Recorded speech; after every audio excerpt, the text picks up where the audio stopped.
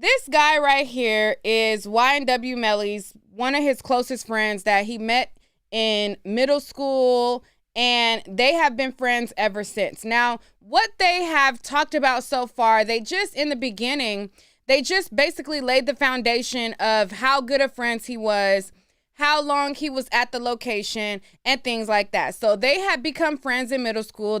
He was close to all of them.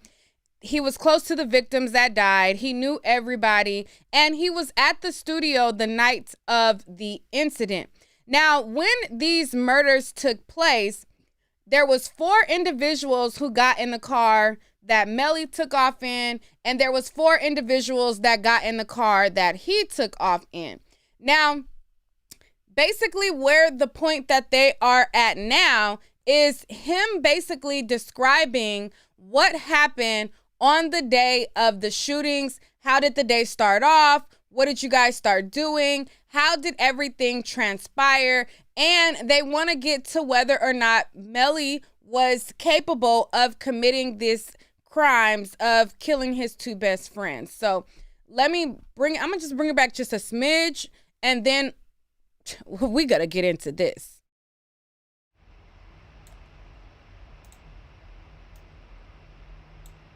Smoking and drinking with. Cool. And I'm referring to the shootings of Anthony Williams and Christopher Thomas. On October 25th, the morning and during the day, what were you doing? Just chilling at the house, smoking and drinking. Who were you smoking and drinking with? Jacoby, Tay, everybody who usually get out. Okay. Williams? Yeah. Thomas? Yes. Portland Henry? Yes. Trevon Glass? Yes. Octavius Withers? Yes. And were there plans to go to a recording studio that evening? Yes. Did you in fact go to the recording studio? Yes. And that was after you all were, for lack of a better term, smoking dope, weed, yeah. Right? And having a few drinks? Yeah.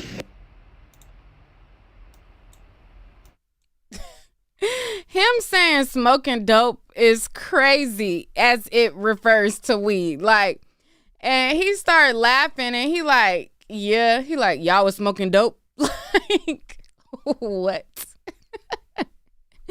That's when you could tell, like, the cultural barriers of people. Like, when he said y'all was smoking dope, I just fell out like, what? Was they smoking dope? Like, when I think of smoking dope, I think of you smoking crack. Like, you a crackhead, or you doing meth, you a meth head, or if you doing dope, you doing heroin. Like what? He told them, oh, y'all was smoking dope? Like, what? What was the drink of choice, out of curiosity? Hennessy. Hennessy. Yeah. Who all went to the studio? Me, Jacoby, Melly, Sack, Juvie, Cortland, Trayvon, and Tay. Did you all go in the same car? No. Okay. Going to the studio, approximately what time did you get there? I don't remember. Was it during the day or at night? At night. Did you go in the same car, or were there 2 cars? We took 2 cars. What type of cars were there? A Jeep and a Mitsubishi. What color was the Mitsubishi? Red. Will you tell this jury who got into the red Mitsubishi to go to the studio? Me, Jacoby, Tay, and Fetty, Trayvon. Okay. And who got into the Jeep to go to the studio? Melly, Sack, Juvie, and Boyd. Do you know who drove the Mitsubishi to the studio? Tay. That would be on tape. All right. So as you see there, 4 people got in the red, as the lawyers say, Mitsubishi. I was also cracking up at how he kept saying Mitsubishi. He was like, Mitsubishi. Okay, so 4 people got in the Mitsubishi. 4 people got into the Jeep. So, according to the other witness, Trayvon Glass, he says that the 4 people who got into this red car is the same 4 people that went all the way to the house. He said nobody else got in the car, nobody got out the car, and the 4 people who entered into the car are the same 4 people who ended up at the house. Now, this witness that they're putting on, he's getting ready to say that these 2 cars, now, the car of the Jeep, so this Jeep right here and this red car right here, they're both headed to the same location, right? They're both headed to the YNW house. So what he's getting ready to say is there's 4 people in this car headed to the house. There's 4 people in this car headed to the house. Everybody has their own seat. Everybody not squished. Everybody got room, 2 in the front, 2 in the back.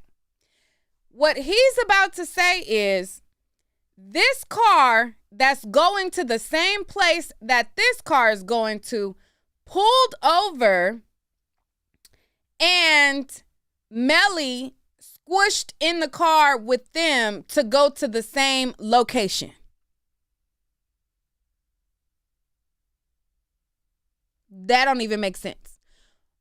This car didn't catch a flat.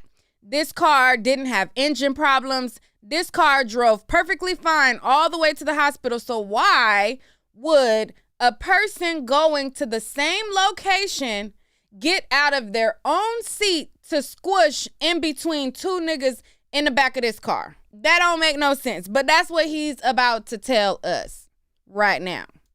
Yeah. You know who drove the Jeep to the studio? I think Bort did. Okay, that would be Courtney, yeah. And what was the purpose of going to the studio? To make music. Did anyone fall asleep at the studio? Yes. Who? We all did.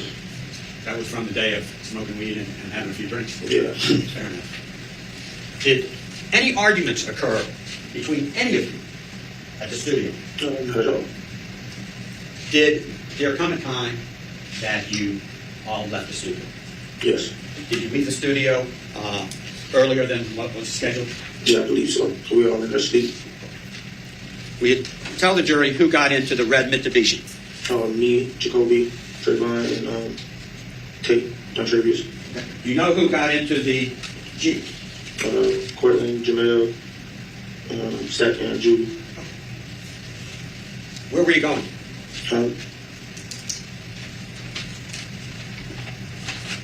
Did anyone fall asleep in your car? Yeah, we all did except for the driver. Did there come a time that you were woken up before you got to the house? Yes. What happened? We pulled over, and that's when Melly got in the car with us. Do you know where you pulled over? I don't really remember. Were you woken up? Yeah, but it was like, because I was getting pushed over a little bit. And are you 100% sure that this young man got into the red Mitsubishi? Yes. What happened to the Jeep? I think they just kept going. Where'd you go?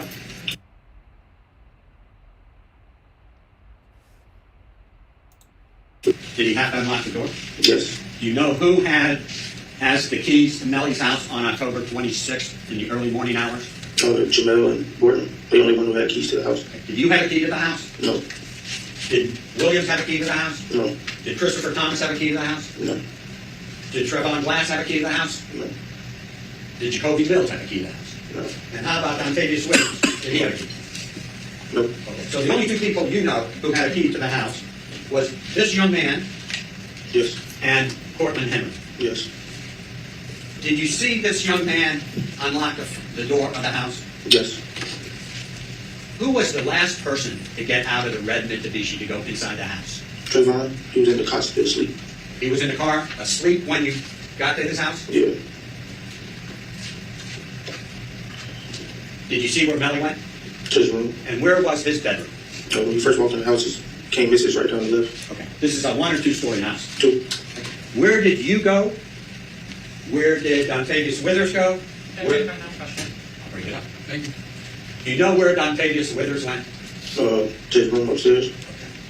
Do you know where Trevon Glass went? To the room upstairs. Do you know where Jacoby Mills went? He slept on me. So the four of you went upstairs, Yeah. correct? And this young man went into his bedroom. Yes. How many people went upstairs to go to sleep? All right. So as you see right there, he's basically testifying that he got in the red car with 3 other individuals. Melly got in the Jeep with 3 other individuals.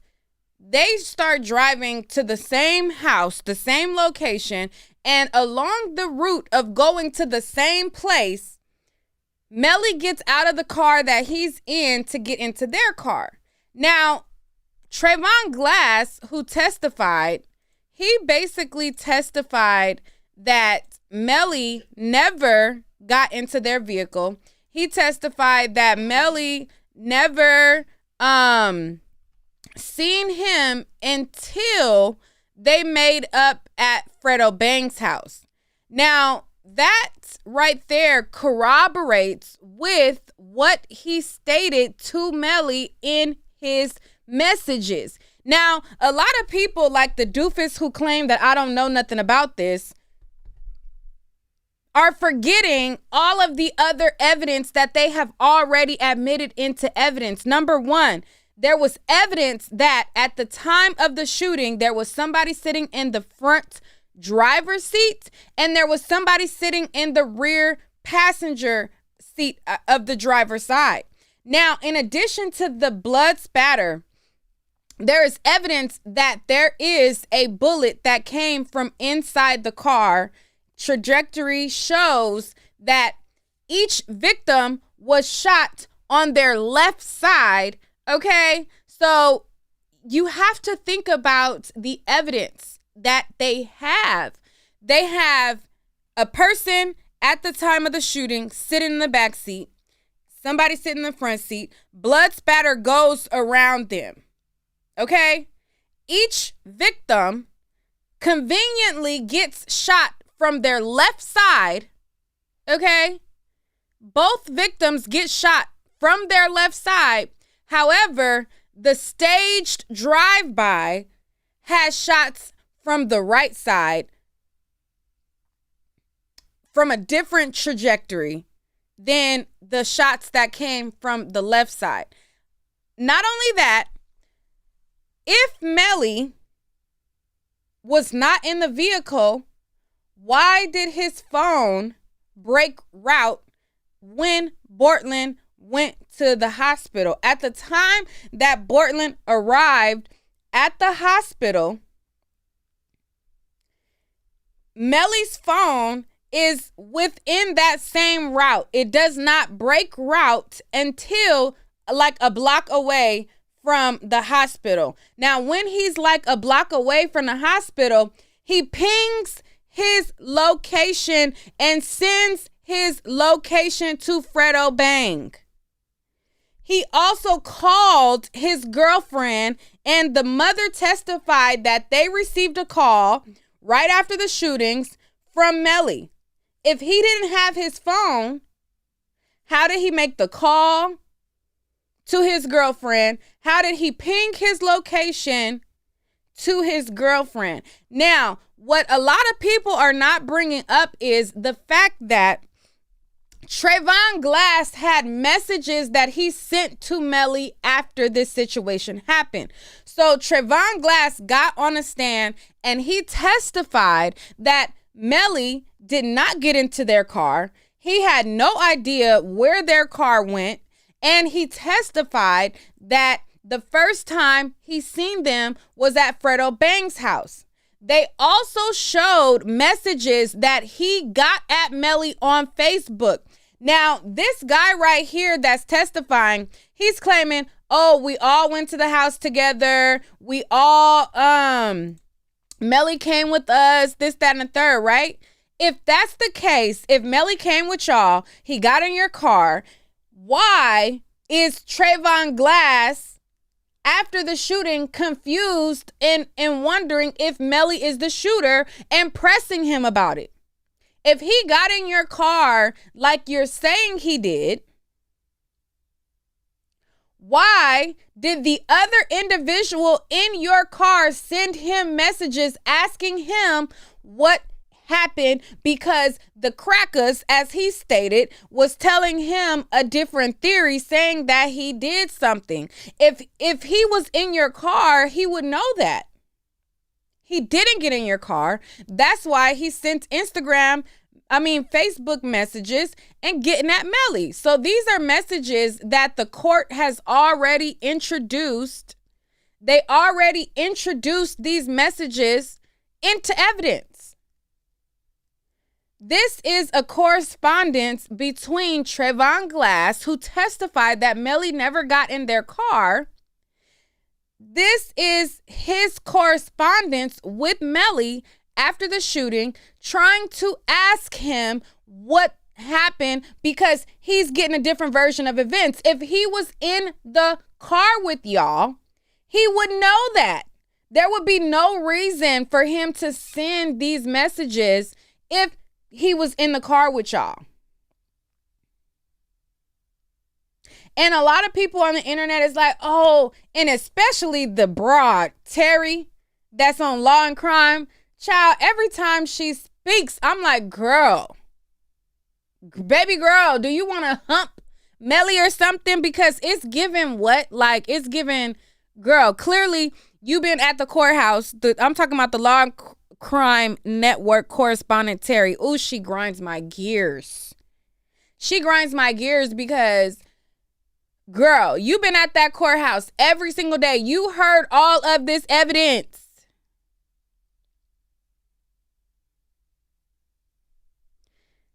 Oof, child. But anyways, so this is messages, and let me just show y'all. So this is Facebook, and this is him after the murders asking Melly, and pressing him, and it says, this is from Fetty Fargo, which is Trayvon Glass, and it says, I don't believe ish, but what you tell me in, just these crackers got everybody mind wondering. Do you not know what the F they saying? Come on. I ain't never see my ends again. Y'all ends got stories effed up. I don't know no more. Come tell me real nigga ish. He says, tighten up and with all the texting ish and pull up and tell me something. You mean my nigga mom hurt. She just want to hear from y'all boys. Hope you come. If not, I'm on everybody A. I put that on everything. So if Melly got into his car, why is he pressing Melly about what happened? If Melly got in the car with him, why would he send those messages?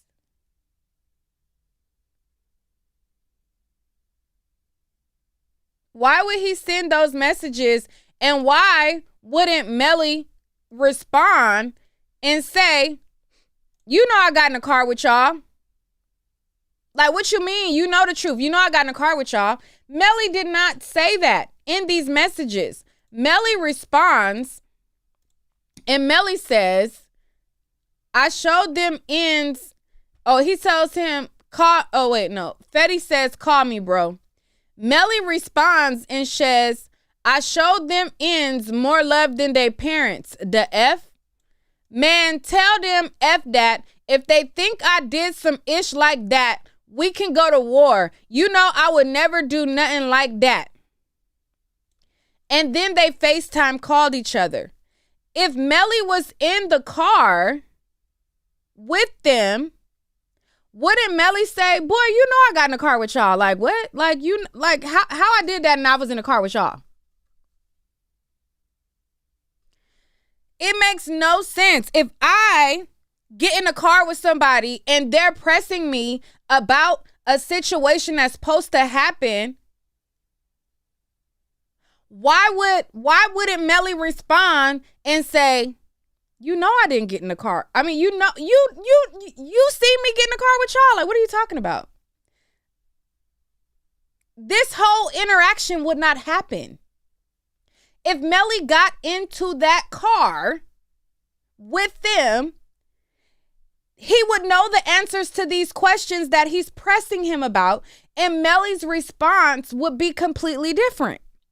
A lot of people on the internet, they want Melly to be free because they like his music. They think that the jury is stupid. The juries are not dumb. The juries are not dumb.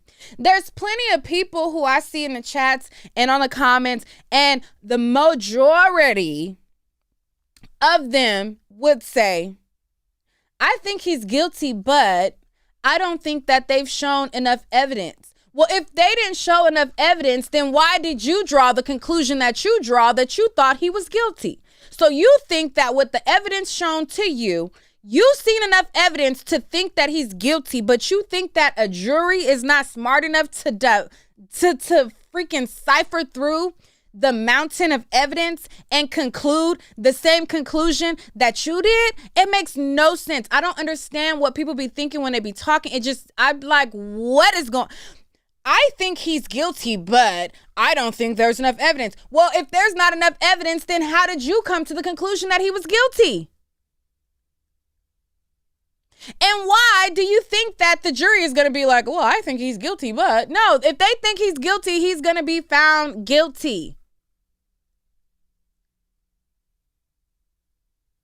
Why do y'all think the jury is dumber than y'all? That be the thing for me. Like, people sit in these comments and they write comments like they know something. I get it. I feel like he's guilty, but I don't think the jury gonna think it. Why? Why do y'all think the jury is dumber than y'all when a lot of the people on the jury are people who work jobs, have careers?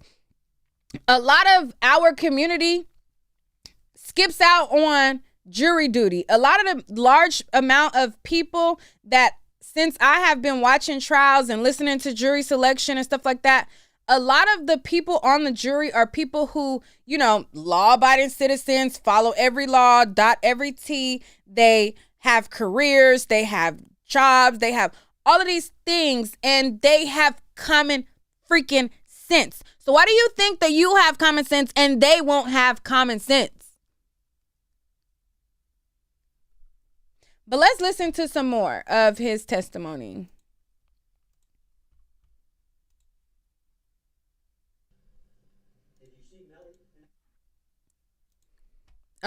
Vanessa, no. Vanessa says, it's not that they are dumb. It's because we get access to social media. That's how we got guilty. No, that's not how we got guilty. People who look at the facts that are presented to the jury found that he was, oh, my bad. I'll bring it back up. But let me talk to Vanessa real quick. Vanessa, the information that we got was there was a kill shot that came from the left side. Okay, so from the left side, there was a shot that entered into the back and out the front from the direction of the backseat person. What we got presented to the jury was trajectory bullets of a staged drive-by that did not coincide with the kill shots.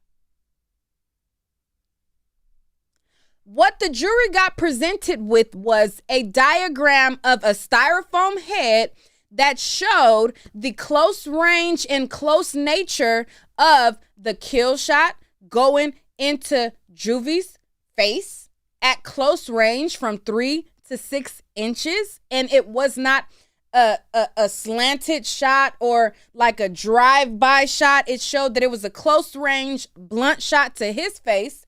It showed that he had defensive wounds on his hands, and it showed the back head of him, sack chaser, getting shot from the back and going in a direction from where Melly was sitting out.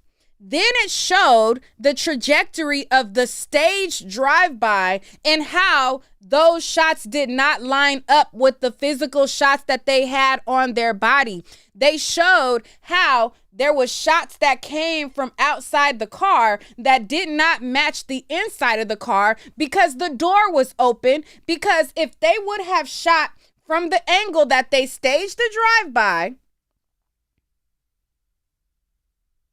Melly or the person sitting in the back seat, not only would they have been shot, but the speaker on the door would have been shot. So that's how they knew that the door was open. They also found evidence and admitted evidence in there that Cortland, he gave a testimony and said, hey, it happened on ABC Street. The detectives went to ABC Street and there was no glass, evidence, shell casings, anything there.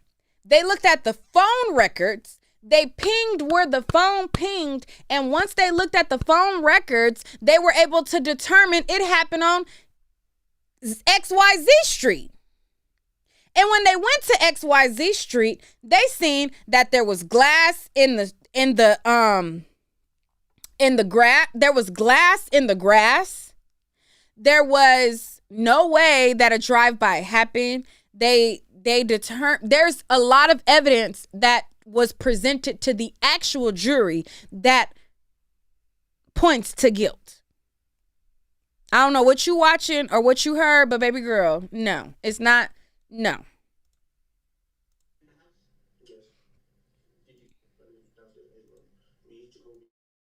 Fetty and Tate, so 4 of us. Okay. And Melly went to his bedroom? Yes. Did there come a time in the early morning hours that you were woken up and heard some distressing news? Yes.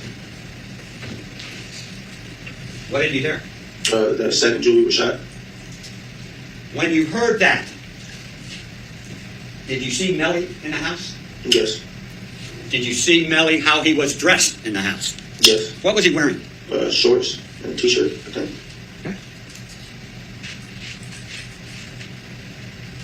Upon hearing that Sack and Juvie, and I really should use the correct names, Anthony Williams and Christopher Thomas were shot. What did you guys do? We were already dressed and stuff, so we just left with Fredo's house. Was anybody upset or crying? Yeah, we all were crying. Was this young man crying? Yes. Are you sure of that? Positive.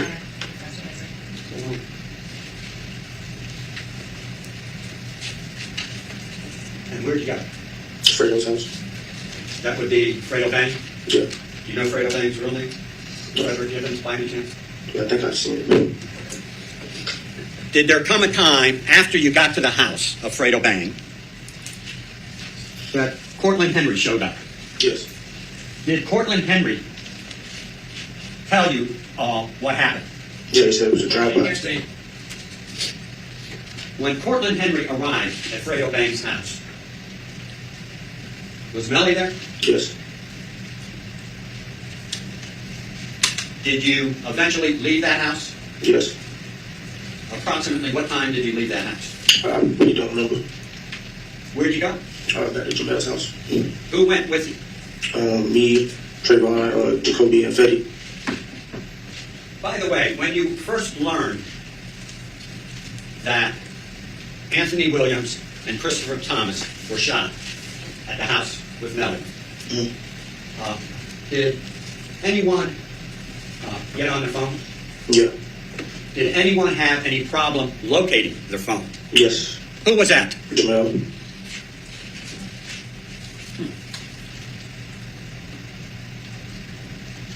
You, when I backed up for a minute, you were telling the jury that you went back to Melly's house. Mm-hmm. You got anything yes or no? Oh, yes. She can't take that.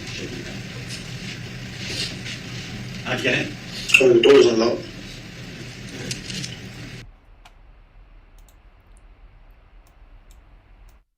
All right, so I'm gonna pause it right there. And shout out to the people who sent in a super chat. Thank you, Pangela. I appreciate the super chat. There was another person who sent in a super chat. Hold on.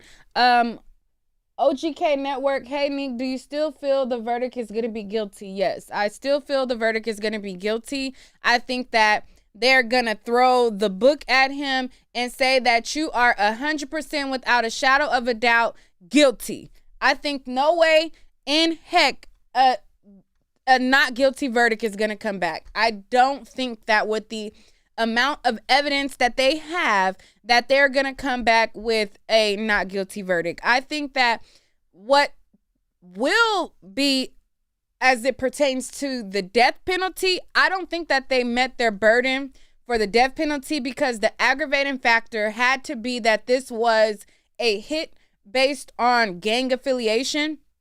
I don't think that the state proved that. I don't think that it has anything to do with gang affiliation. I feel like it got to do with him having them be friends and they had a falling out and he took them out because he felt like maybe they weren't loyal or whatever. So I think that he will be found guilty of their murders. However, I don't think that he will be sentenced to death because I don't think that they have met the burden. What the state tried to prove or what the state tried to say was, oh, this was a gang initiation hit and that's what makes this a death penalty, premeditated, blah, blah, blah. They didn't prove that. I don't think that. But what they did prove is Melly shot them in my eyes.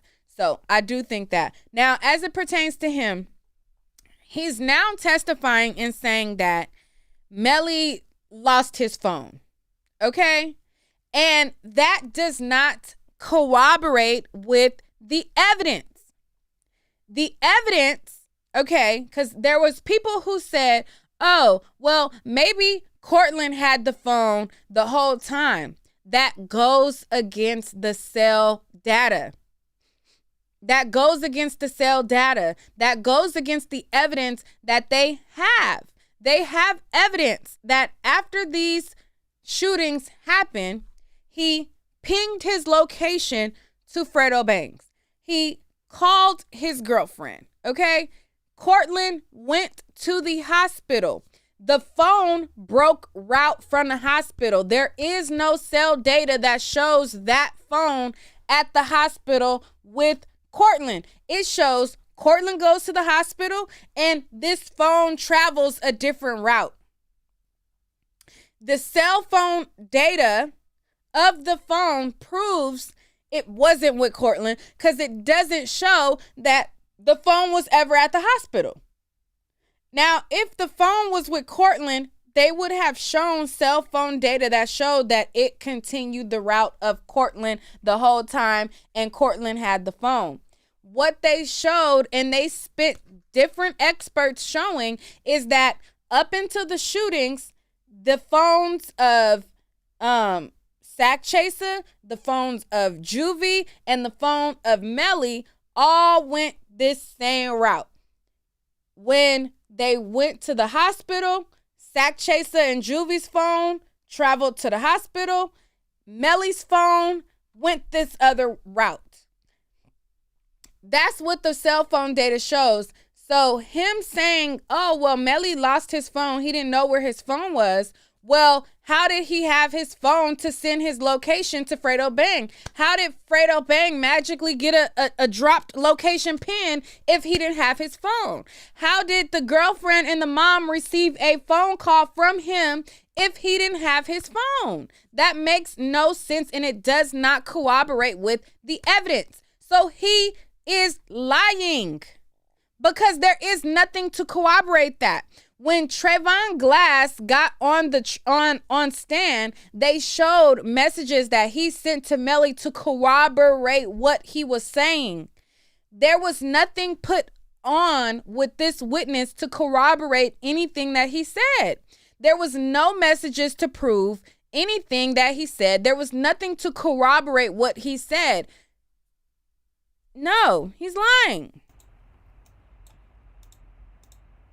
Were you aware whether or not Melly had a contractual agreement to do a video shoot that day? Yeah, it was something like that. I know he probably would have lost a lot of money if he didn't go to the music video. He was upset. Was Melly crying at Fredo Bank's house? Yes. And you crying? Yes. Because you all grew up together? Mm-hmm. Yes. Yeah.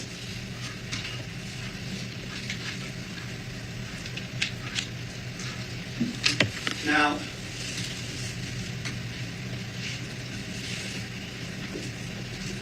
did you in fact tell this, what happened on October 25th and 26th to this particular prosecutor? Yes. Were any of us, any of the lawyers present? Objection, Roberts. Second.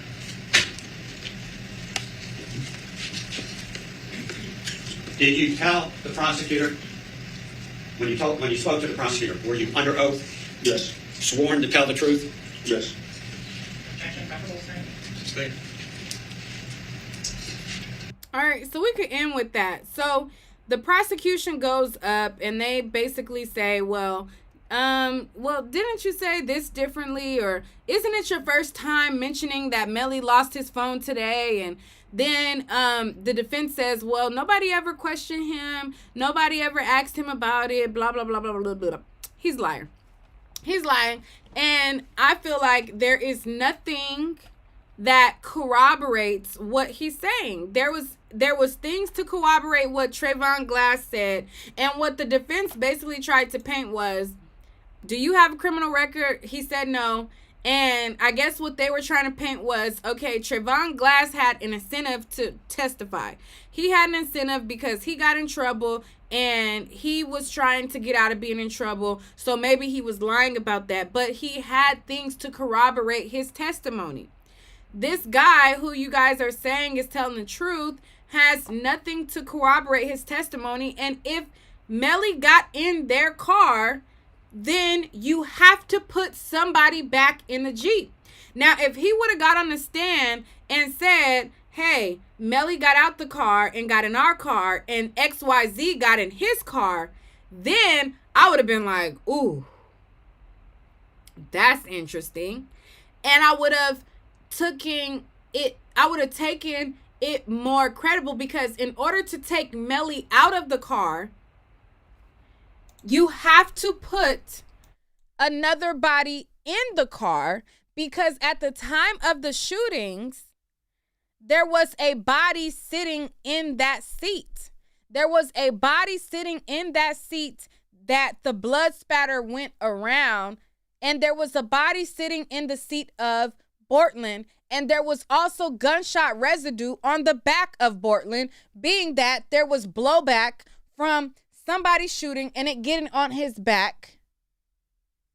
There was also proof that there was GSR in the seat inside the car, and there was a bullet that they found shell casing in the car.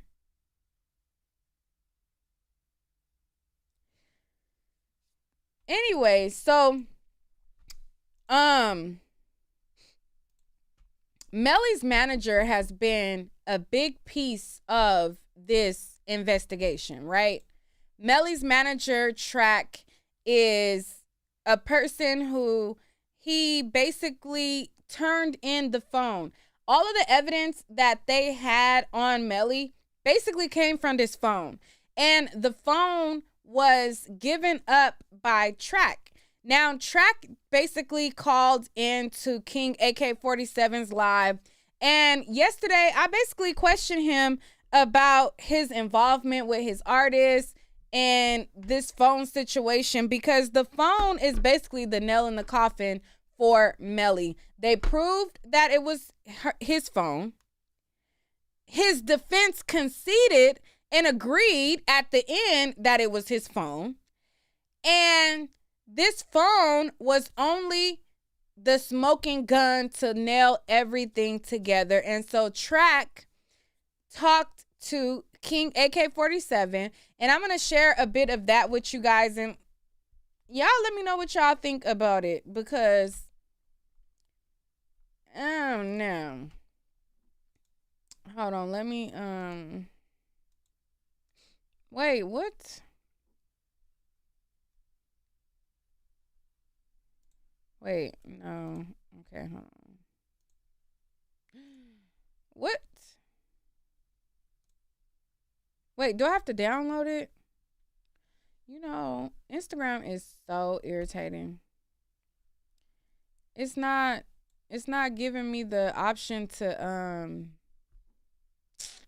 I think I gotta download it. Hold on, y'all, 1 second, cause I want y'all to. Who didn't agree? Who didn't agree? Let me send y'all a link in the meantime, because I feel delusion. What? In the meantime, while I download this, let's hear the delusion. Let's hear the delusion, child. What?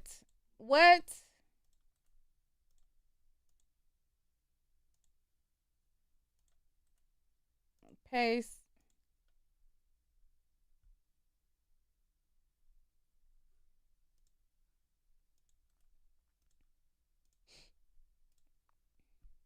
What?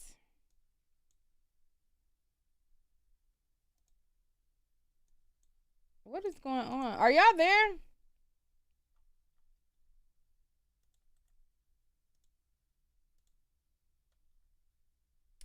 Wait, what happened to my live? Are y'all there? Hold on.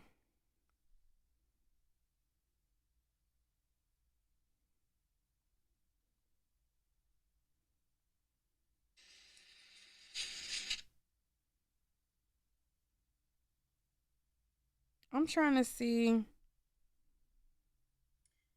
what happened to my live? Are y'all there? Hold on. Oh, okay. I don't. Oh, okay. I'm like, what? Okay, I don't know what's going on. It's not allowing me to put the link in there. That's weird. Hold on, y'all, 1 second. Let me Oh, this. Oh, I could play it right here. Hold on.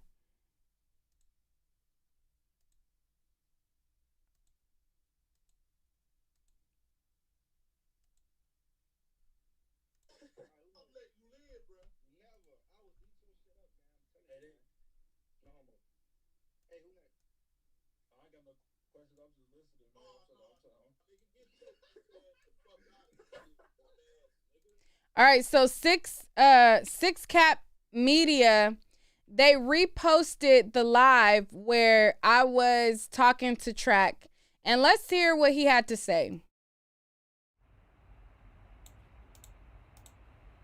You a confident ass hoe ass nigga. Hold on, Track. Let's give somebody the question. This hoe ass nigga wasting our time. Hold on, let me see. Hey, look, somebody said, I've been doing this for years, translation police work. Y'all is so, if y'all really think I'm police, y'all is fucking bizarre out your fucking brain, man. Get the fuck out of here. I would have been smacked. I'm in the trenches here. Okay, so I have a question. Wait. Jen. That's what I was talking about. How old is who, Ivy? How old is he, Neek? Who? How old is who, Ivy? I don't know who you're talking about.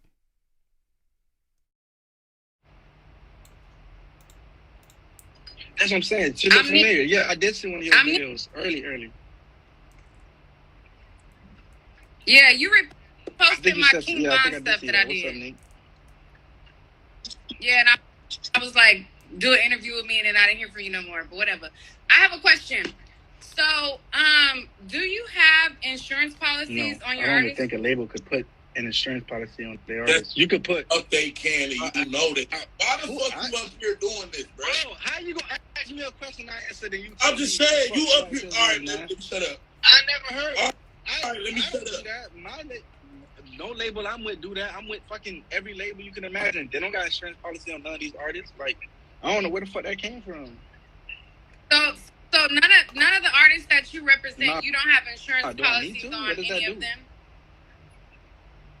I'm asking. I mean, one of your artists passed away, and then the other artist is going through this situation. So I'm wondering, like, it would be beneficial if they're in the streets and they could possibly get gunned down by. For them, I'm trying to figure out. I'm actually asking, like, as far as understanding, like, what does that do? First, bro. No, I'm asking her what. Cause I don't understand. What is that?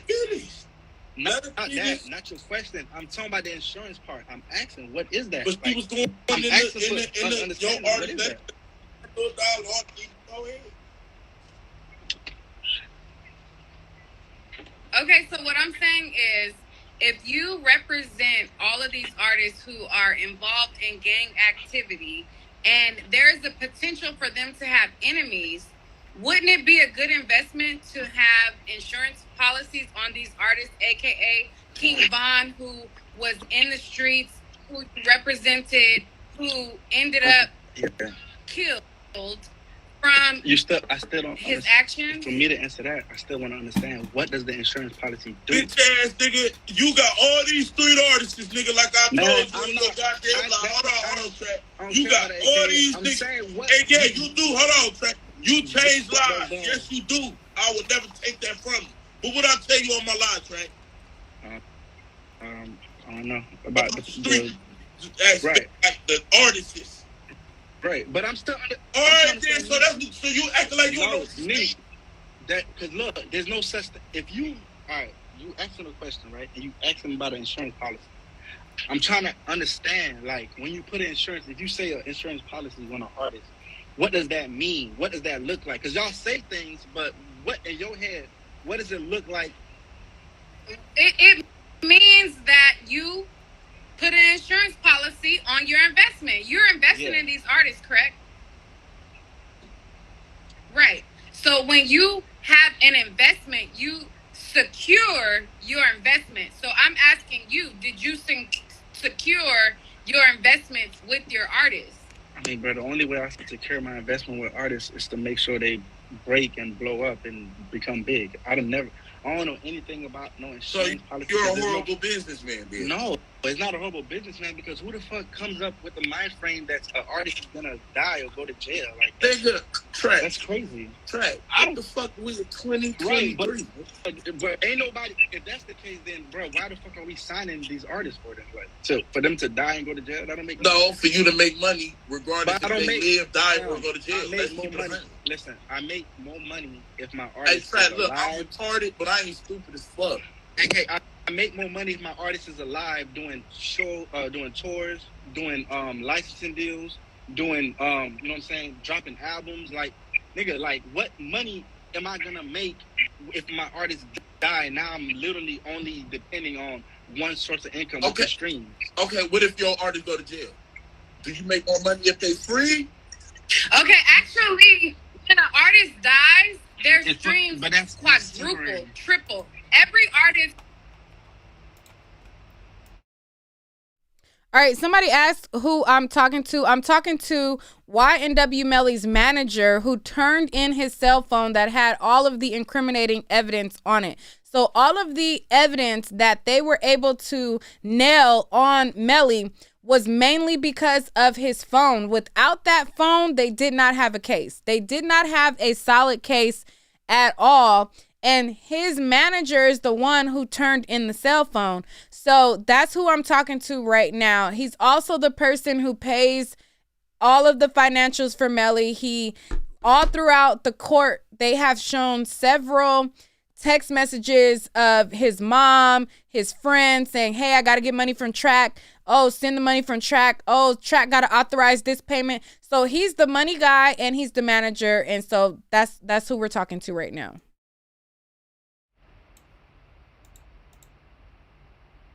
Who has passed away, even if they were not even like a big artist, when they died, their streams kind of flew through the roof. When King Von died, his streams was bigger than it ever was before he was alive. If the artist passed away, then in the next 3 months or 4 months, everybody's super excited trying to check him out. The person who don't know the artist, go check it out. Yeah, the stream boosts up, but what's up with the artists that become the J. Coles or the Drakes that's selling stadiums, that's doing freaking... Them ain't street niggas, though. But it's in general. What? No, she not talking to just, she talking about street artists. J. Cole's a bitch. Drake's a bitch. She's talking about these rough, hardcore niggas that's really from the streets. Right now, Dirk is making the most money ever as a living artist than Von is making as a deceased artist. And how long did it take Dirk to get there? Yeah, but it's long. Years. Money. But it's long. But hold on, they saying let her talk. All right, Yeah, I'm tripping. Hey, my bad, Nick. I'm tripping. But Nick, though, hey, Nick, okay, look, I understand your question, right? I want to interview you though. I'm not gonna like if I do like a true interview with you, like I wouldn't badger you like this. No, you I'm just because this you about to exit out, so I just wanted to ask that question. I don't get mad. Nothing get on my skin. I don't give a fuck. Like this, nothing bothers me ever. Like it's not my reality. But look, so you gonna get for the interview, dude? We'll do it together. Dog, do a real one though, not what you did with me and Jake. No, get her the real deal. Nigga. Yeah. Damn, you really y'all together? Nah. You we internet go together real bad. Damn. Hey, me. I ain't gonna lie. This nigga, he just got you an interview because I'm gonna do it off AK face. So. But okay, so my next question. So when they came in, right, and they said, "Listen, we are threatening you with immigration. Was the deal? Give us the phone, and we're gonna call off the dogs." Right. Like, what was that situation? Yeah. Like, did they tell you that if you give us the phone, then you won't go to jail? And you said, okay, you felt like your life was in danger. You were gonna go back to Haiti. Like, what happened? That question that you brought up. I'm gonna show you how insensitive people is. Right? I've been here in America since I.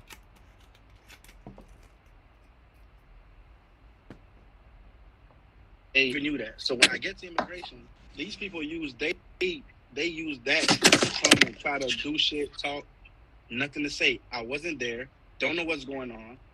So the only thing I'm gonna be able to tell you is the same shit that left me in immigration. I had to go spend $60,000 to go vacate my other 2 charges for me to get out.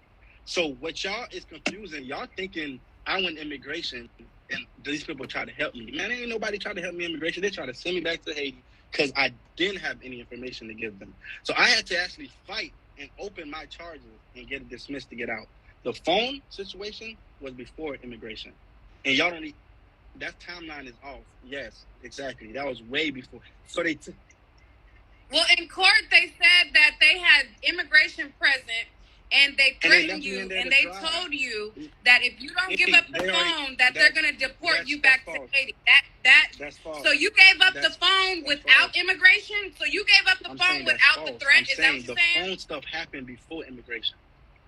They said it happened after. So you said they lied. So you gave up the phone without a threat? What are you talking about, AK? I'm saying the phone, the timeline, what? No, they didn't. They said they had immigration.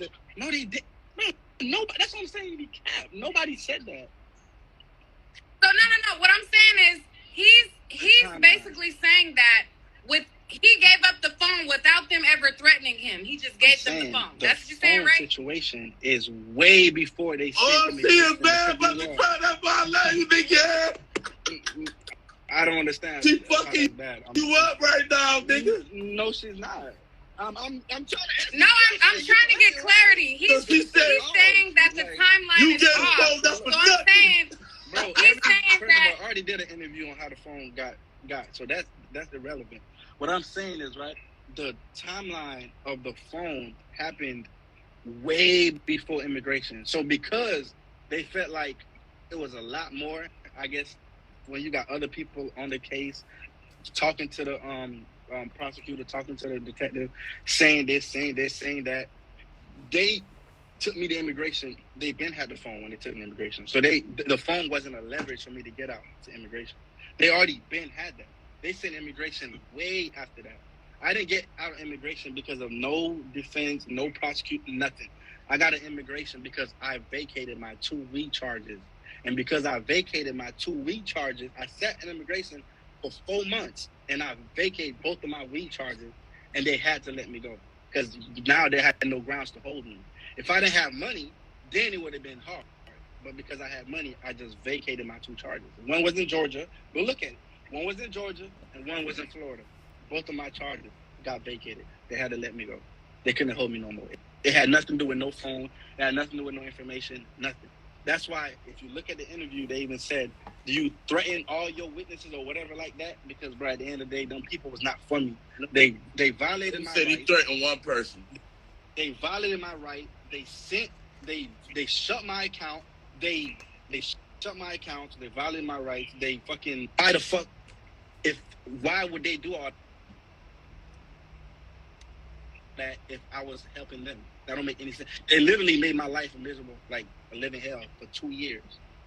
So what information could I possibly give them for them to still treat me like shit like that? That don't make any sense. Y'all got y'all timeline wrong. So basically, so you gave them the phone without immigration in the equation, and then they brought immigration later? 3-4 months later, because you have somebody on the case that's steady talking and steady just saying shit about me. And I'm not going to say no name. So did they bring in immigration once they looked through the phone and they determined that they felt like you were the one who got rid of the weapon? Or why did they bring in immigration after that? No, let me talk for him because he's still on track. It was one person. Like, when I read through the paperwork, they just kept bringing him up, but I ain't going to bring up his name. But it is one nigga who was doing that shit. Like, he was just, I don't know what was up with dude, but I don't know. I'm at track. So did they bring up immigration because of the accusation of you getting rid of the murder weapon? Because the shit's still going on, but there's somebody there.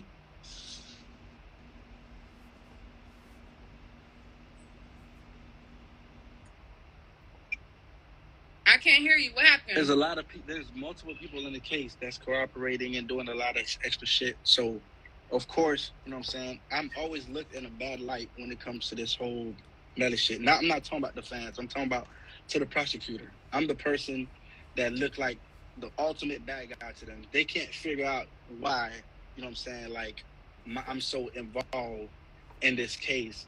I'm talking about, like, the fans now. But y'all got to remember, I'm Melly manager. So the car was under my name. The money is under my account. Like, everything is under me. So they literally was trying to squeeze me for no reason because I don't know. Listen, I don't know shit. I know the same thing y'all know. It was a drive-by. I found out everything about it the next day. You know what I'm saying? So I don't know anything. So when you telling the detective or somebody that type of answer, they don't believe you because they got other people talking. You know what I'm saying? So they just did everything they can to make my life miserable and shit like that. So at the end of the day, that phone situation is already answered, bro. Y'all make this shit into a big deal. It's not that big of a deal. Like, bro, at the end of the day, they got the phone. They confiscated through their own search warrant. I never, ever gave no type of incriminating information on Melly because I don't know anything to give. I'm just like y'all. I don't know shit. I'm finding out the same time y'all find out. I'm Okay, so when you guys, whose video shoot were you guys at the next day? What video shoot was that? Burger. Huh? Oh, okay. That's one of your artists? Oh, he was featured on the song. I didn't know which video shoot it was. He was just, fulfilling his commitment. Right. So okay. So, I understand. like, to make this simple and plain, the same information you guys know about the case is the same information I know about the case. I do not. I'm a innocent. I'm a civilian when it comes to it. I did not do a crime, alleged crime. I'm not part of anything. Everything that's happening is speculations. That's why I'm never arrested. That's why I was never charged. That's why I'm clear because there's nothing for me to be involved in. The only difference between y'all and me is that I manage the artist that's allegedly going through this. So anything that's happening in his life, I'm going to be under a microscope. If you're the one that's providing and you're the one that's maneuvering and the artist, you could get looked under a different light. You don't have to be part of a crime to get thrown into something. You know what I'm saying? So I don't know nothing. There's no information to snitch, to tell. I don't know shit. I don't know nothing to tell on. I know the same thing y'all know. It's a drive-by. Oh, okay. All right, so I'm gonna end it there. Is there anybody who wanted to come up and tell me your thoughts on what you think about this situation? Because we could get into it. I got all night. Somebody said I'm sipping on that hen dog, child. I'm sipping on whatever is in my cup. Don't worry about it. Okay, don't worry about it. Why Melly gave you his phone? Melly was in jail And another thing that I want to address too, because common sense ain't common. A lot of people keep on saying Melly didn't have GSR. Melly didn't have GSR on him. He didn't have GSR. Baby girl or baby boy or baby delusional or whoever is saying that. Melly did not talk to police right when this happened. The only person who talked to police right when this happened was Bortland. Bortland talked to police immediately after. They were able to check him for GSR immediately after. Melly did not turn himself in until February. This situation happened in October. Melly turned himself in February. Why would he have GSR on him from October to February? Makes no sense. Come on now. Common sense ain't common. And y'all be like, well, they don't have GSR on him. Why would they have GSR on him? He did not even turn himself in until February. The crime happened in October. Like, makes no sense at all. Y'all said drop the link. All right. Let me drop the link because y'all be saying anything. Y'all literally just be saying any fucking thing. And I just be trying to figure out, like, how you get to that conclusion.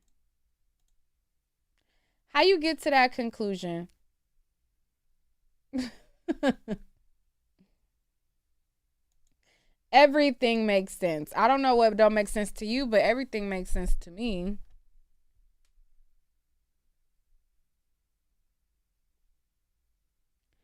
Why was there no DNA of him being in the car? DeCarrion Washington. Your mama gave you a jacked up name, but let me talk to you real quick. I don't care if there was DNA in the car or not in the car. We seen him get in the car.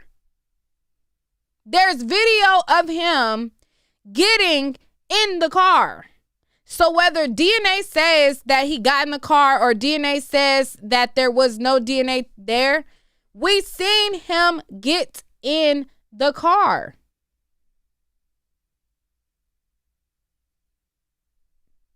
Like, why do y'all say about the DNA, like y'all don't have literal video of him getting in the car? We know he got in the car. We know he got in the car because we seen video of him getting in the car.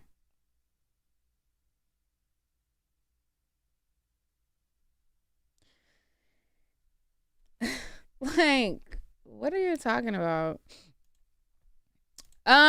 What's up, Rick? You want to be on camera?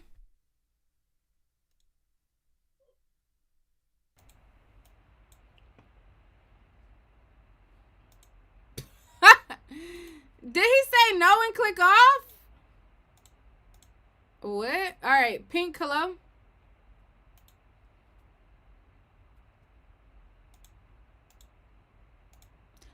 Oh, I wasn't on there. All right, hello, you there?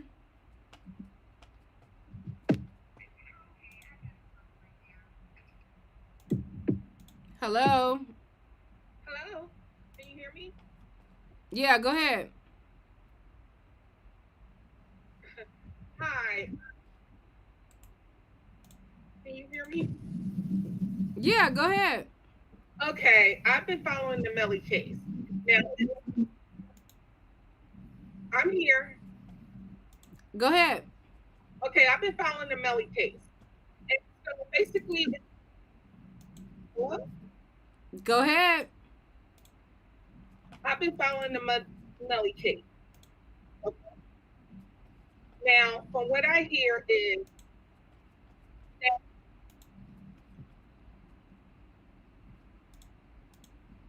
all right, we gotta come back to her because what is going on?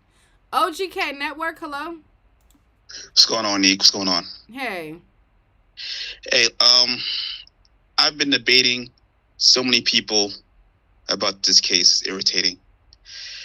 I had one individual debating on YouTube, and basically I was trying to tell him, like, listen, he went in the car, the GPS footage basically says one route going one direction. He's basically saying, well, isn't that evidence thrown out? No, it's not thrown out. The GPS pins them to it. Well, here's the thing. You may have seen him get in the car, but you don't know if he was still in the car. He could have got out somewhere else. No, it was a straight line right to the scene, or he could have dropped off at a red light somewhere. That doesn't make any sense. You know what I'm saying? I mean, that's speculation. And even if that was the case, he still ended up at Fetal Bang's house. How did he get to his house? Devon Glass saw him in the house. All the witnesses said he was in the house. So you had a few hours where you saw him on that video to where he was at Fetal Bang's house. So explain to me how he got to the house. He didn't walk when he walked? No. It only leads to one thing. He was there to the area, and that's that. You can't assume something happened in the middle of it.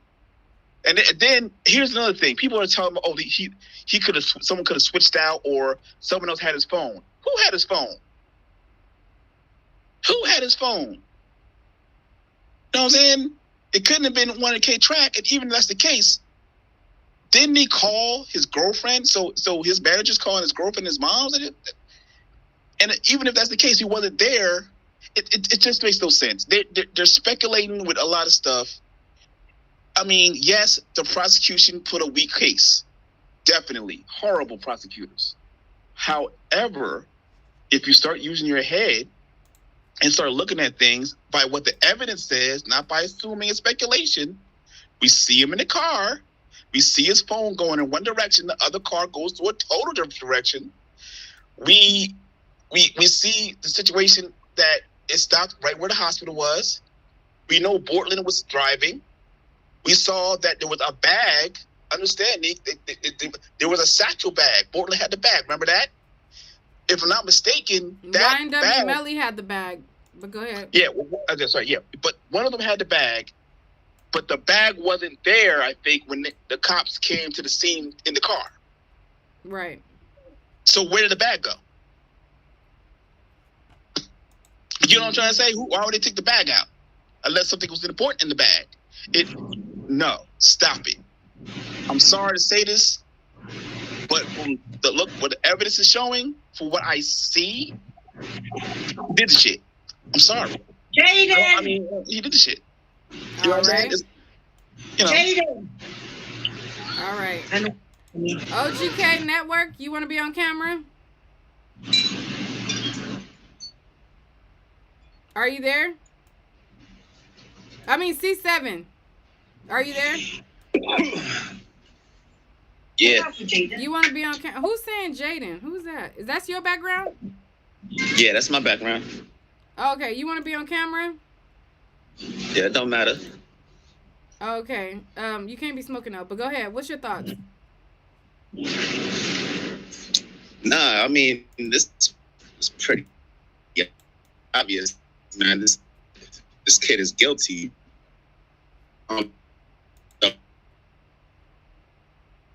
I think you having technical difficulties. You need to go back closer to your Wi-Fi. You walking away from your Wi-Fi. You got to go closer to your Wi-Fi. Come back.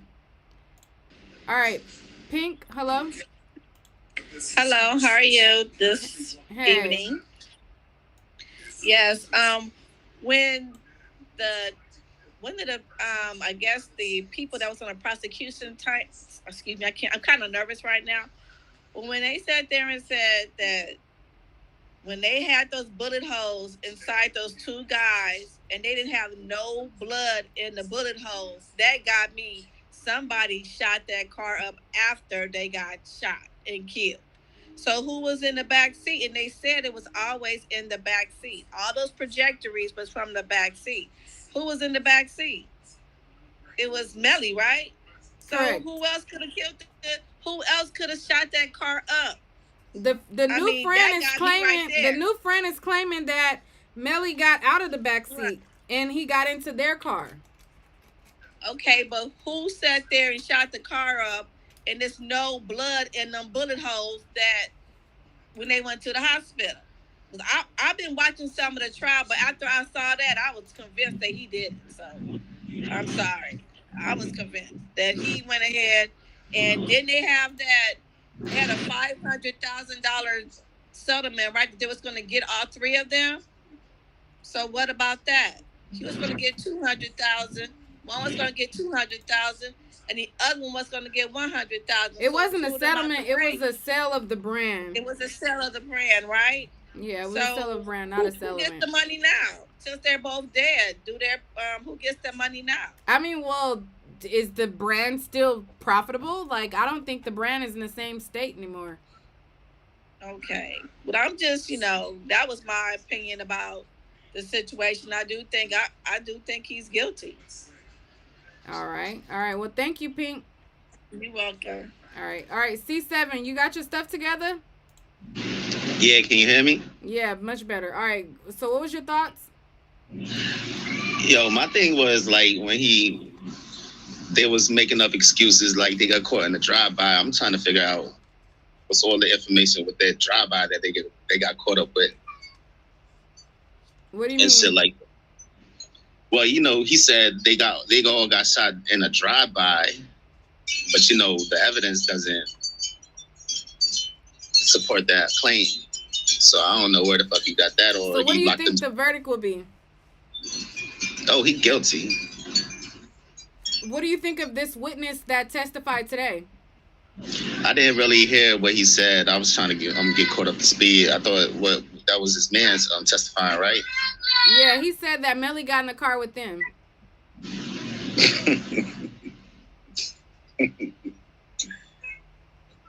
I don't know. If I was him, I wouldn't even said nothing or even went on the stand. Do you think that they'll get him for perjury? I don't even think he relevant to the whole situation. I think if that's all, did the defense call him up? Is that their witness? That was their only witness. Yeah, man, that's I don't know, man. If that's the only shit you got going for you. I don't know what's going on with his defense team. The only witness, well, I mean, I guess he gave an alternative theory. He said that Melly got in the car with them. Like, he went from being in the car in the Jeep, they pulled over. He says Melly got in the car with them, and they went to the house. And Melly was with them at the time of the shooting. Yeah, I mean, that's like, sky's blue. Like, everybody knew Melly left the scene after the shooting. So, like, what he's saying is it's not even relevant. Like, Melly could have shot the kids. They could have picked them up. They could have bounced with them. Like, that's not really helping the defense out. So why do you think they put him on as a witness? I'm definitely know he ain't no damn character witness. So I don't know. They probably try to make it assume like some shit went down and he bounced afterwards. Probably Melly wasn't the shooter. But the way this kid be acting after the shooting and dapping his man up, yo, he's a weird ass kid. That's all I know. All right. Well, thank you, C7. Yeah, no doubt. All right. Miss Jones. Hi. Hey. Hi, Nate. Hiya. I'm from London, so I've been watching the case. So at first, obviously, none of us like to see our own kind being locked up, Mm-hmm. So at first I was trying to be, I'd say, open-minded to the case. So, maybe he didn't do it or maybe it was a drive-by. But the evidence is clear as day. Like, the bullets were in the car. The two people got shot in the car. So I don't understand why people are saying that he didn't do it. It doesn't make no sense. Like, all the forensic evidence is there. Like, the pin location. And also, this Fredo Banks, excuse my pronunciation, why is he not in court? Obviously, if he picked up Melly, he must have seen blood on Melly. He must have seen Melly's reaction after. Why hasn't he testified? It just, do you know what I mean? It just doesn't make no sense when it comes to him. And as for the manager, the manager is straight cap, as you guys say. He is capping. He knows exactly what happened. And especially, I watched your live the other day and you broke it down about the mum being involved. 100%. I feel that Melly was obviously, you know, supporting his boys, whatever. It's the road, it's the streets, you know. So, the guys come first. And then I don't know what happened. And obviously, he's got ADHD and he's got all 3 different personalities. But something happened in that car where his mind just switched. But I think he's guilty, unfortunately. I don't want to say it, but he's definitely guilty. He definitely is. Sad to say. I feel sorry for everyone in this case. What do you think? What do you think as it pertains to the death penalty? See, we don't have that in the UK, so obviously an eye for an eye. But then who are we as human to say we're going to take someone's life? I think we should leave that to the Most High. Do you think they've proven the death penalty aspect? Is basically what I'm saying. Yeah, unfortunately, yeah, definitely, 100%. Sad to say, but yeah. But that's my thoughts on things. Thanks for adding me, and keep up the good work as well. Watching you from the UK, London. Thank you, Miss Jones. I appreciate you. You're welcome. Appreciate you too. Bye. All right, bye. Dame. How are you? Hey, I'm good. I got a lot of thoughts actually. Did you catch today that? So when we were examining our witness, because I'm on YNW's side. I've been a fan of him since like he first came out a couple of years ago. Did you catch that? Basically, the main detective didn't even interview that witness today. Correct. The main guy hasn't even interviewed the witnesses, which is kind of weird. And then this whole case on the state side is kind of fishy. I don't know how you find or how you came up with fingerprints supposedly on the doorknob 5 years later of when it happened. I don't agree with that. I don't think that's real. I don't know. I feel like it's 50-50. I kind of want YNW to beat it. I think he's going to beat it. I don't think there's a lot of hard evidence. I think that's his phone. Also, the tracking. I don't think you can be on the side of the tracking. I think that's his phone, but I would have liked to see our defensive attorneys bring in a witness and like an expert on that tracking, because I don't agree 100% with that being, the tracking being 100% all the time.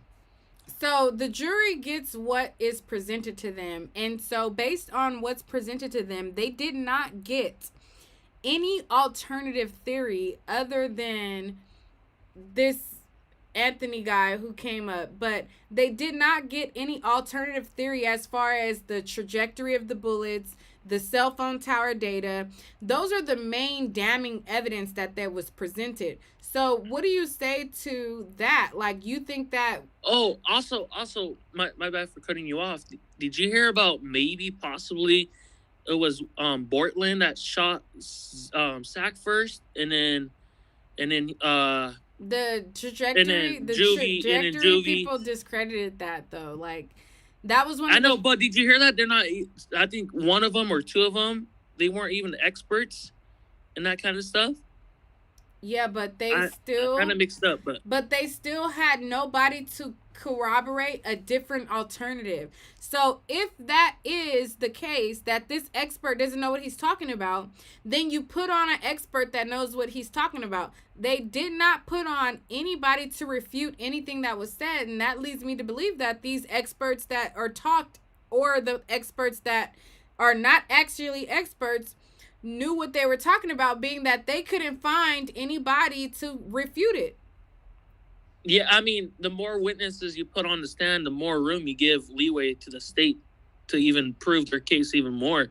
So I feel like that kind of played a part too. Like I said, I think we could have the defense could have done a lot more better. I feel like. So given what's presented, what do you think the outcome will be?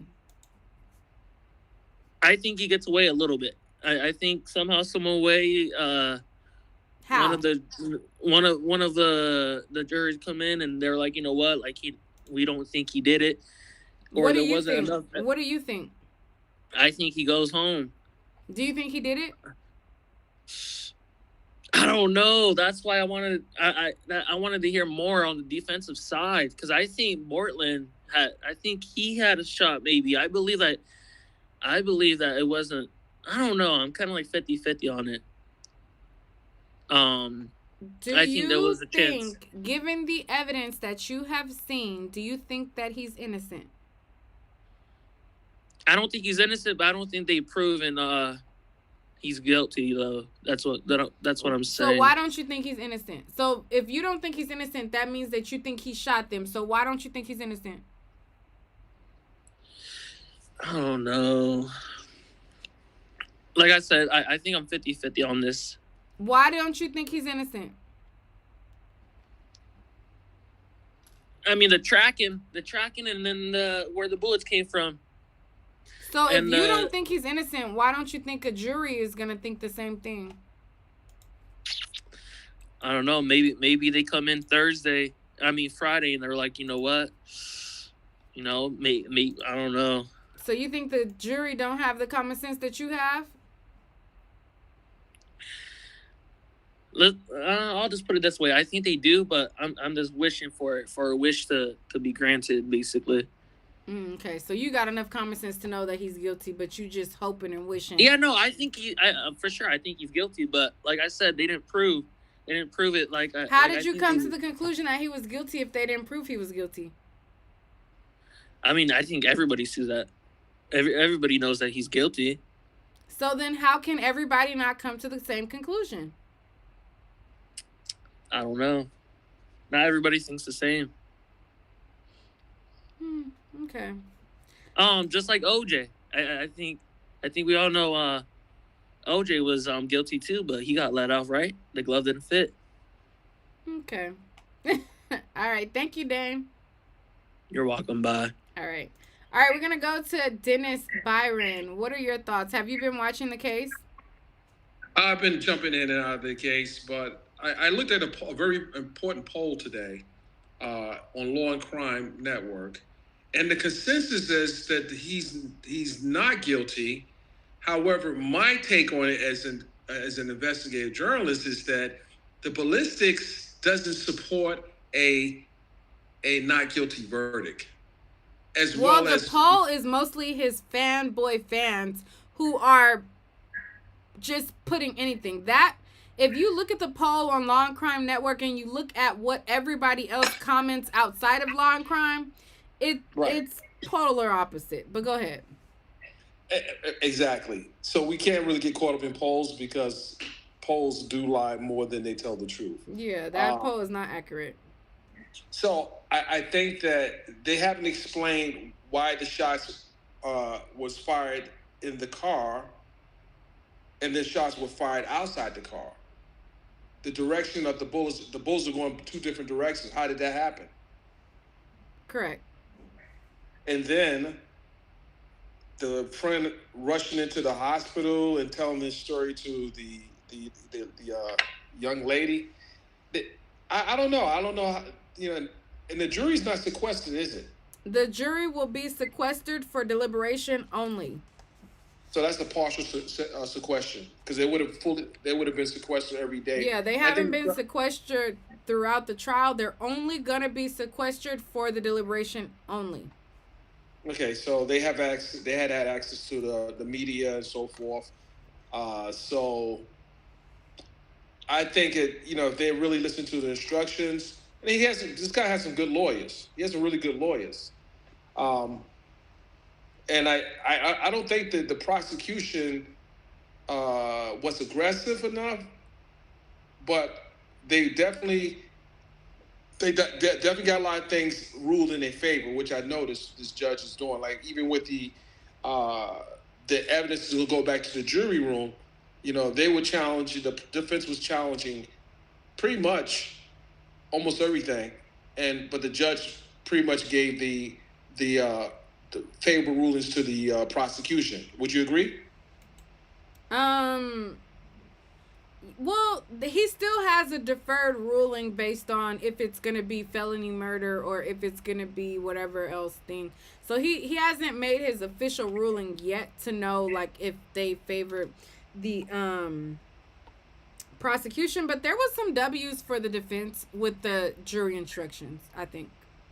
Okay, so and the judge has to also, it's something he has to, it's one thing that's outstanding that he has to decide on. I think he's going to deliver that to the defense. Yeah, he has to look over some case to find if it's gonna fall under felony murder or premeditated or whatever. But they got some things taken out of the jury instruction.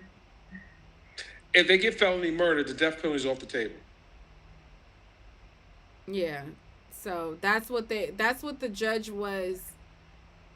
He's gonna let them know by today, and they're going to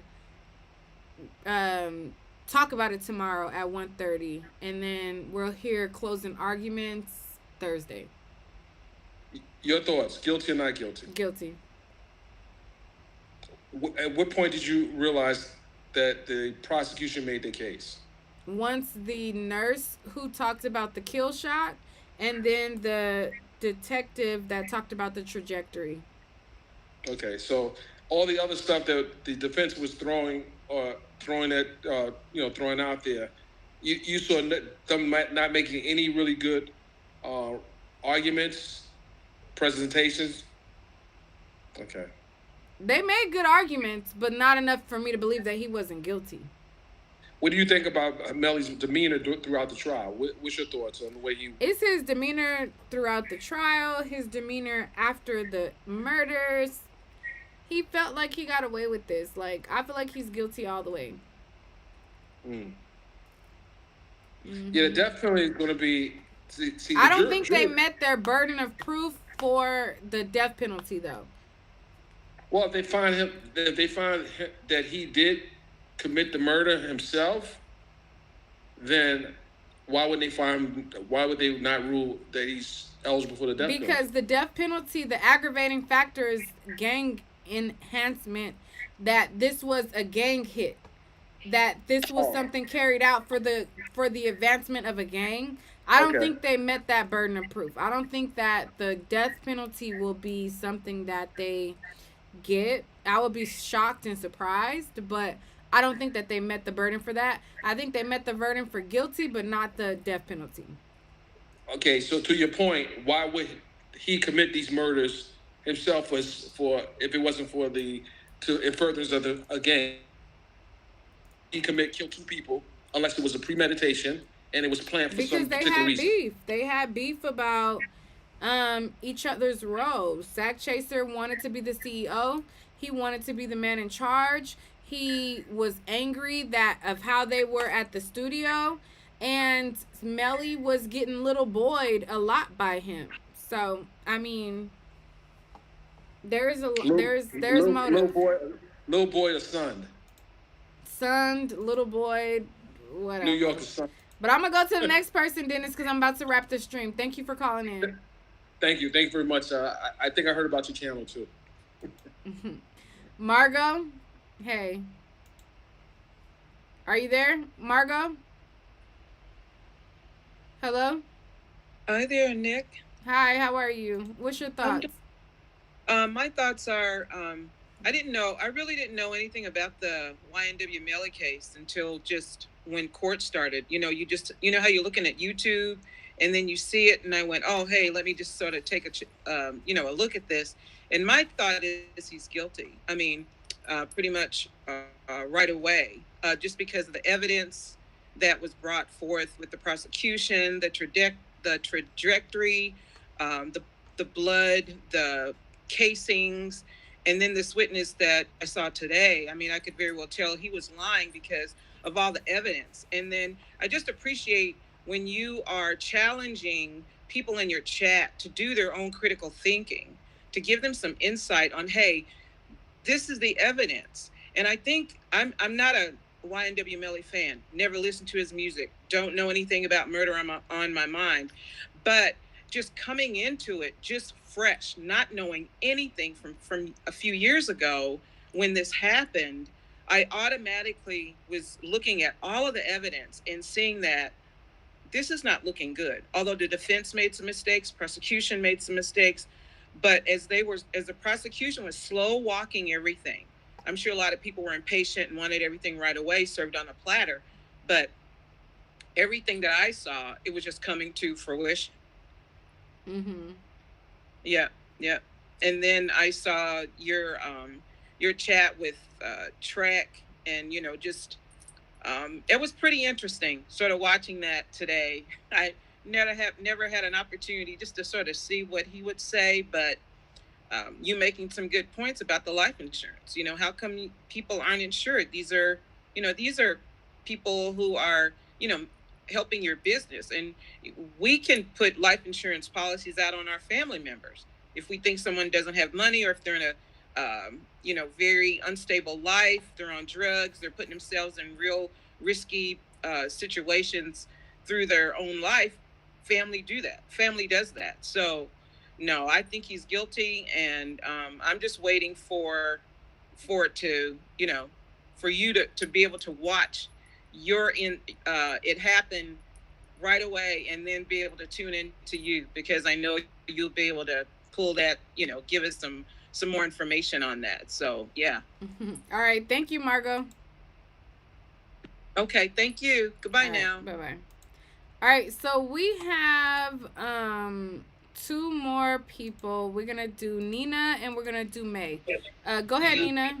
Okay, so for Cut it me, off in the back. Cut it off in the back. Cut it off in the back. Oh, one of y'all had it playing in the back. Go ahead, Nina. Okay, so I think he's very much guilty. I'm gonna be honest, and for me, it's three things. So with the defense and certain people that just keep saying, "Why would he do this to his friends?" I think people don't understand for some naive reason that in a Black culture, there's something called backdoor, and people do it every day. Like they backdoor their friends, and it could be for different or various reasons. You don't have to know the reason, but they do backdoor their friends. It's not unheard of. Two, you got a lot of people that are like, want Melly to get off because he this rapper or he this Black person, but the victims are Black too. I think people forget that, and that's an issue in our community, because this is how we don't get justice. Those people that need justice for those boys that were murdered, those were young Black men. They families need justice as well, and how people need to keep that same energy when they need justice for their families, or when they, something happens to one of their loved ones. They're not going to want people to just automatically want the murderer or the person that's accused to get off because they're Black or because they're a rapper. Like, no, that's not justice, and that's an issue in our community.